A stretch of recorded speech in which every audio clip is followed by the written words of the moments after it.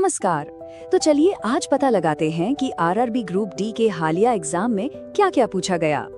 हम आज 10 दिसंबर वाले पेपर को डिटेल में एनालाइज करेंगे और उन सारे जरूरी सवालों पर नजर डालेंगे जो आने वाली तैयारी में बहुत काम आ सकते हैं। कोई भी एग्जाम पेपर एक तरह से एक मिस्ट्री बॉक्स जैसा ही तो होता है ना। हमेशा ये जानने की बेचैनी रहती है कि भाई इसके अंदर है क्या।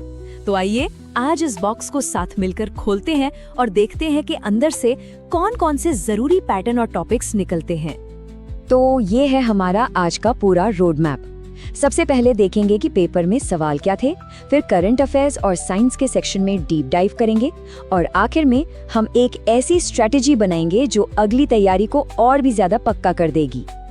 ठीक है, तो शुरू करते हैं करंट अफेयर्स के साथ। देखिए इस बार के एग्जाम में ना ये सेक्शन सच में बहुत जरूरी साबित हुआ। चलिए देखते हैं कि इसमें ऐसा क्या खास था। लीजिए, पहला ही सवाल आया स्पोर्ट्स से और वो भी सीधे पीएसए अवार्ड से जुड़ा हुआ। इसे जीता है भारत की यंग स्क्वॉश सेंसेशन अनाहत सिंह ने।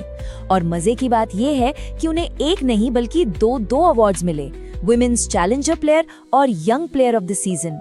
इससे साफ पता चलता है कि एग्जामिनर्स की नजर उभरते हुए टैलेंट पर भी पूरी तरह से बनी हुई है। अच्छा, अब ये जो टॉपिक है ना, इस पर जरा खास ध्यान देने की जरूरत है। कुछ टॉपिक्स ऐसे होते हैं जो एग्जाम में बार बार पूछे जाते हैं। लॉरियस अवार्ड्स बिल्कुल वैसा ही एक टॉपिक है। हमारे एनालिसिस में ये सामने आया है कि ये सवाल करीब 8वीं या 9वीं बार पूछा गया है। मतलब एक साफ इशारा है कि कुछ टॉपिक्स को तो बिल्कुल भी नहीं छोड़ सकते। तो ये रही विनर्स की पूरी लिस्ट, जिसे याद रखना बहुत जरूरी है।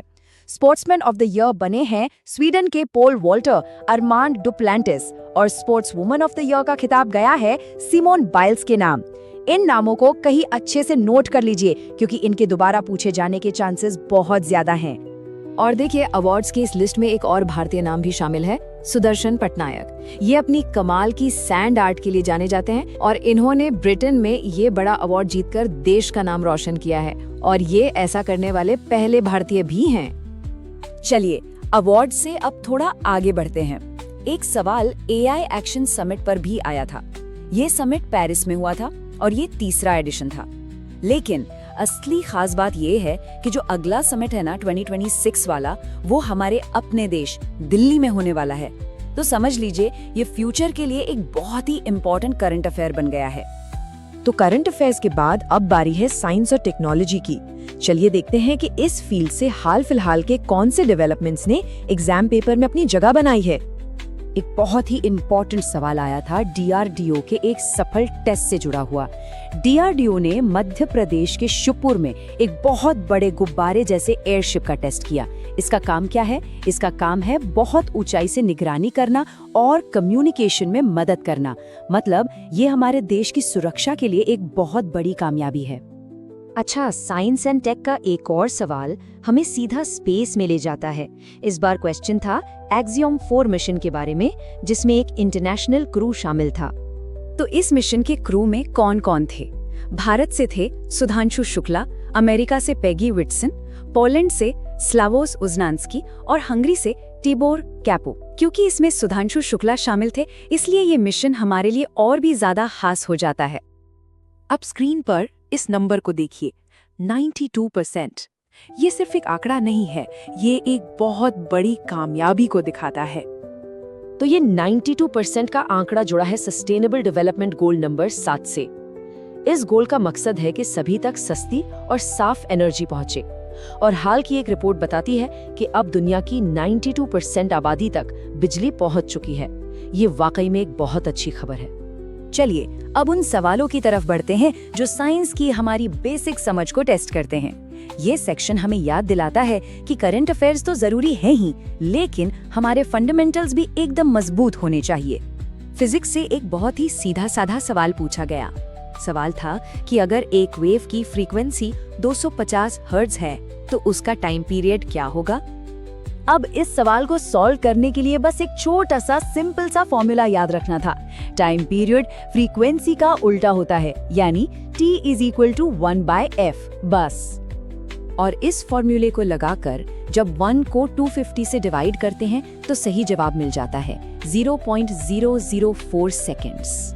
एक और क्लासिक सवाल आया फ्लेमिंग के लेफ्ट हैंड रूल पर। इसे याद रखने का सबसे अच्छा तरीका है अपना बायां हाथ इस्तेमाल करना।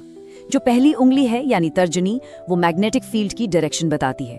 बीच वाली उंगली यानी मध्यमा करंट की डायरेक्शन बताती है और अंगूठा फोर्स की डायरेक्शन बताता है। इसे याद रखने के लिए एक मजेदार ट्रिक भी है, फादर मदर चाइल्ड, यानी फोर्स मैग्नेटिक फील्ड करंट। ये एक ऐसा साइंस का सवाल था जो हम अपनी रोज की जिंदगी में महसूस करते हैं। गर्म खाने की खुशबू दूर तक क्यों आती है जबकि ठंडे खाने की नहीं? इसका सिंपल सा जवाब है डिफ्यूजन यानी विसरण। जब खाना गर्म होता है तो उसके पार्टिकल्स में काइनेटिक एनर्जी बढ़ जाती है और वो हवा में तेजी से फैलने लगते हैं, बिल्कुल वैसे ही जैसे कमरे में परफ्यूम की खुशबू फैल जाती है। केमिस्ट्री से भी एक डायरेक्ट फैक्ट बेस्ड सवाल था, प्लास्टर ऑफ पेरिस का केमिकल फॉर्मूला क्या है? अरे वही चीज है जिससे मूर्तियां बनती हैं या टूटी हुई हड्डी पर प्लास्टर चढ़ता है। इसका सही जवाब है कैल्शियम सल्फेट हेमीहाइड्रेट यानी CaSO4 हाफ H2O। ठीक है, तो हमने पेपर के अलग अलग सेक्शंस को देख लिया, एनालाइज कर लिया, लेकिन अब आते हैं सबसे जरूरी सवाल पर, इन सब जानकारियों का मतलब क्या है? इस पूरे एनालिसिस से हम अपनी तैयारी के लिए क्या सीख सकते हैं? तो जो मेन टेकअवेज हैं वो ये हैं, करंट अफेयर्स और उसमें भी खास तौर पर अवार्ड्स को बिल्कुल हल्के में नहीं लेना है। लॉरेस अवार्ड्स जैसे जो सवाल बार बार आ रहे हैं वो एक बहुत बड़ा हिंट है। फिजिक्स और केमिस्ट्री के बेसिक फॉर्मूले और रूल्स एकदम टिप्स पर होने चाहिए। और आखिर में देश में जो भी नई टेक्नोलॉजी आ रही है या जो भी डेवलपमेंट्स हो रहे हैं उन पर भी पैनी नजर रखनी होगी। तो मैं इस एक सवाल के साथ आज की बात खत्म करना चाहूंगा। इस पूरे एनालिसिस को देखने के बाद वो कौन सा एक टॉपिक है जिसे आज रात ही रिवाइज करने का मन बना लिया है?